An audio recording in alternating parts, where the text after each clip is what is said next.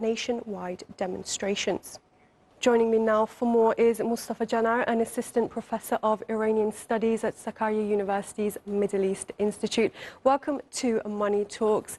Mustafa, now protesters are approaching a third week with demonstrations spreading across the country. Has Iran's economy essentially hit breaking point?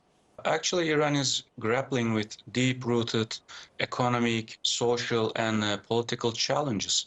But it's the economic pressure, because it's felt directly in people's daily lives, that initially triggered these protests. Yes, the Iranian rial has fallen to a historic low.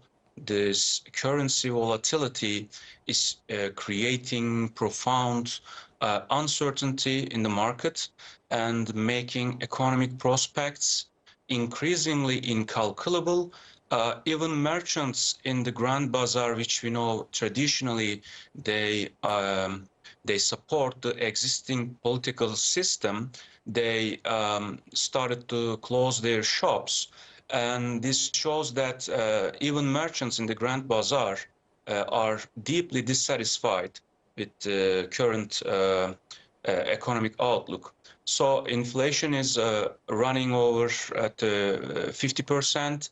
The unemployment levels are highly alarming. And this economic outlook, the dire situation of the economy, is also acknowledged by President Pezeshkian. Initially, President Pezeshkian adopted an empathetic tone, instructed the interior minister to, engage dialogue with the, protesters, and he replaced the chief of Central Bank of Iran. This actually signaling that Tehran is accepting the economy's dire situation and intend to, address these public concerns. Right, and those strikes that you mentioned happening at the Grand Bazaar and now spreading across the country with businesses closing shop, how effective is that, and could it potentially have bigger economic consequences? Yeah, these closed shops, closing the shops in Grand Bazaar, this should be understood as clear warning signals. We don't yet have sufficient data to fully, assess their economic impact right now, but they should be understood as the consequences of the deteriorated economic situation. This bazaar merchants' dissatisfaction actually is showing a deep-rooted economic problem, because when we look at the political history of Iran, we don't see any major political development without Grand Bazaar's involvement. So if they are closing their shops, this is very bad news for Iran's economy and clearly a warning signal for Iranian leadership. And there are also other consequences as well, like energy shortages or environmental catastrophes. People don't go out only for protesting the economic situation.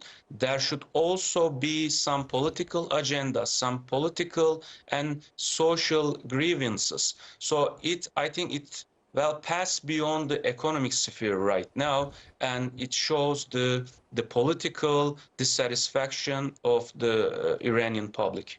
And as the currency hits a new low, the government has rolled out cash handouts, among other supportive measures. But is that just too little, too late?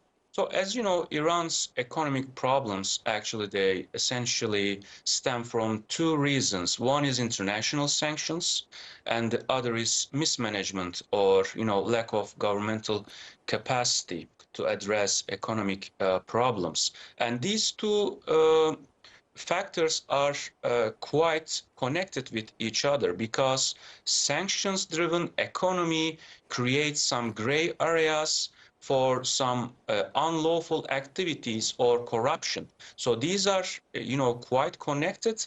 And in order to tackle these economic problems, one should solve both dimensions of these economic problems simultaneously. So this reform cannot be, done overnight or in the short term. Maybe decades long reform needed here. So without,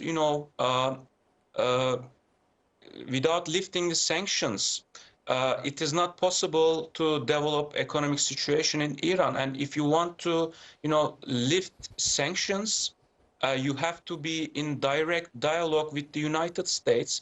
And I don't believe that the current geopolitical environment will let the Iranian leadership be in direct dialogue with the United States. So it's a very complicated problem. And just one reform, one cash handout reform will not be sufficient to end these economic grievances and economic and political grievances. Mustafa Caner, Assistant Professor of Iranian Studies at Sakarya University, thank you very much for speaking to us on Money Talks. Thank you very much. Turkey's defense export